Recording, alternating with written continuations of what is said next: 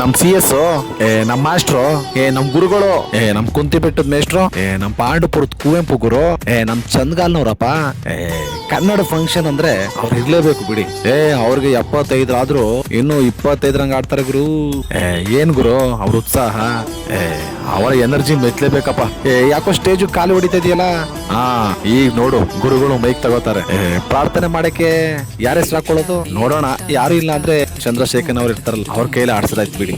ಹೀಗೆ ಎಲ್ಲರೂ ಕೂಡ ನಮ್ಮ ಆಗಿ ನಮ್ಮವರೇ ಆಗಿ ನಮ್ಮೊಳಗೊಬ್ಬ ಚಂದ್ರಶೇಖರಯ್ಯನವರು ನೆಲೆಯಾಗಿ ಬಿಟ್ಟಿದ್ದಾರೆ. ಈ ಒಂದು ಅತೀವ ಪ್ರೀತಿಯಿಂದಲೇ ಅವರ ಚಂದ್ರಬಿಂಬ ಸಾಹಿತ್ಯ ಪರಿಚಾರಕ ಕಾಯಕ ಕಥನ ಪುಸ್ತಕದಲ್ಲಿ ನನ್ನ ಲೇಖನವು ಅಚ್ಚೆಯಾಯಿತು. ಅವರ ಅಭಿನಂದನಾ ಗ್ರಂಥವನ್ನು ಅವರಿಂದಲೇ ಸ್ವೀಕರಿಸಿದ್ದು ನನಗೆ ನಿಜಕ್ಕೂ ಬಹಳ ಖುಷಿ ತಂತು. ಹೆಚ್ಚೇನು ಹೇಳಲಾರೆ, ಚಂದ್ರಶೇಖರಯ್ಯನವರಂದ್ರೆ ಇಷ್ಟ. ಅಷ್ಟೇ ಅಲ್ಲ, ಬರೀ ಇಷ್ಟ ಅಲ್ಲ, ತುಂಬಾ ಇಷ್ಟ, ತುಂಬಾ ಇಷ್ಟ.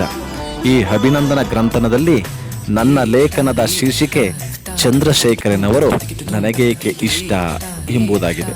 ದಯಮಾಡಿ ಎಲ್ಲರೂ ಕೂಡ ಓದಿ ಬಂಧುಗಳೇ.